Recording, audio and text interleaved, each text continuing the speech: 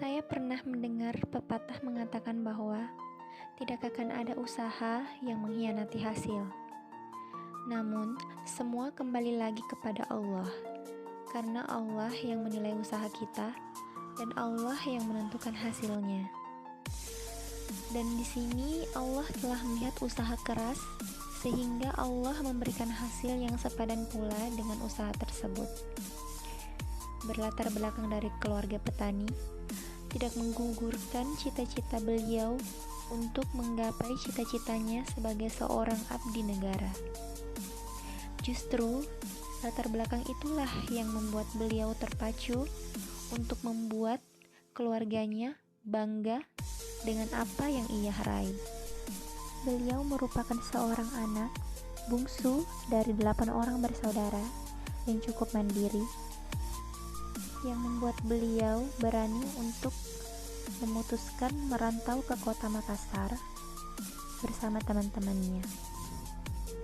Dan dari situlah beliau berusaha untuk menghidupi dirinya sendiri tanpa meminta biaya dari kedua orang tuanya yang merupakan seorang petani.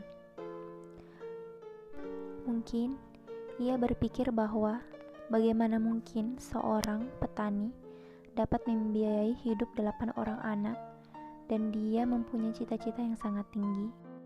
Namun Allah berkata lain.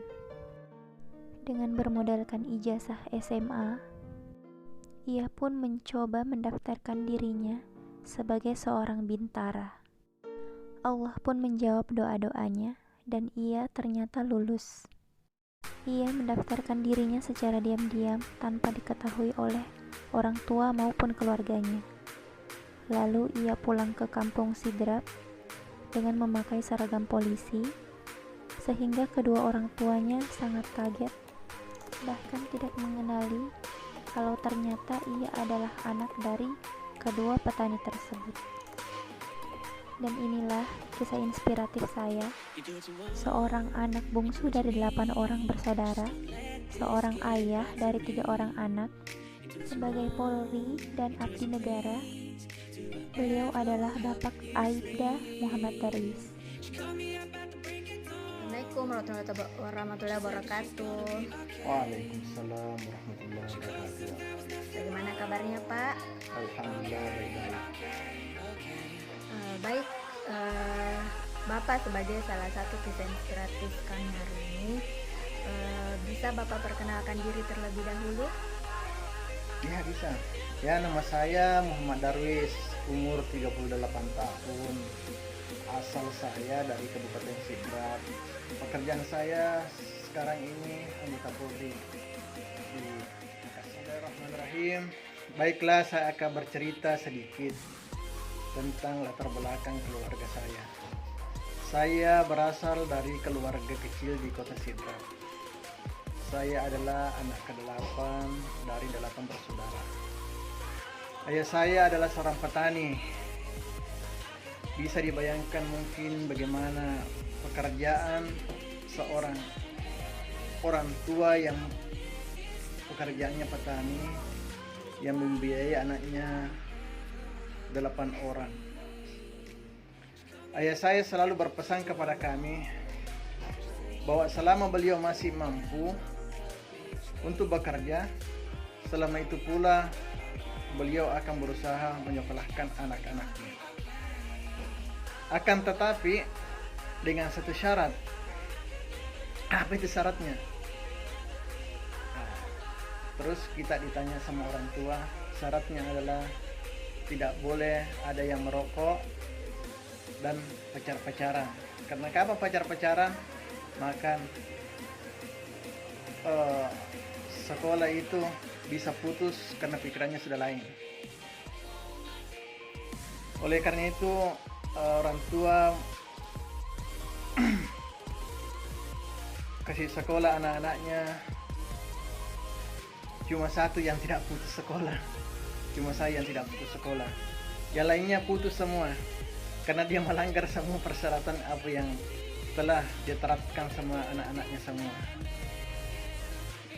Alhamdulillah saya mulai bersekolah SD dibayar orang tua, terus saya lanjutkan di Pondok Pesantren Madrasah Sanawiyah. Di situ mulai saya berpikir bagaimana supaya saya bisa membiayai diriku sendiri untuk membiayai sekolah sendiri saya. Sampai Madrasah Alia, alhamdulillah sudah ada sedikit keterampilan saya dapat dari pondok pesantren, yaitu kaligrafi Al-Quran, bagaimana caranya untuk bikin kaligrafi di masjid-masjid. Alhamdulillah dengan itu saya dapat biaya-biaya sedikit untuk membiayai diriku sendiri di dalam pondok pesantren sampai selesai sekolah. Setelah lulus di Madrasah Aliyah, saya diajak teman ke Makassar. Ketemulah di Makassar ini teman-temannya semua. Terus saya ditanya, kenapa tidak kuliah? Saya tanya sama teman-teman sama di sana di Makassar yang saya temui. Minta maaf, orang tua saya tidak mampu untuk kuliahkan saya, tidak mampu biayai saya. Cuma saya mau mencari kalau memang ada pekerja yang bisa langsung kerja. Sehingga ada salah satu teman di situ mengajak saya, begini, kalau mau sekarang pendaftaran polisi, kira-kira kalau saudara mau mendaftar polisi, saya bisa membantu bagaimana carikan jalan keluarnya supaya bisa cari pekerjaan langsung. Nah, melalui dari situ saya dibimbing sama teman-teman ini bagaimana caranya untuk mendaftar polisi. Ya alhamdulillah memasuki pendaftaran polisi sampai tes-tesnya sampai akhir lulus. Ya sampai sekarang ya sudah jadi polisi. Alhamdulillah setelah lulus jadi polisi, keluarga di daerah tidak ada yang tahu bahwa saya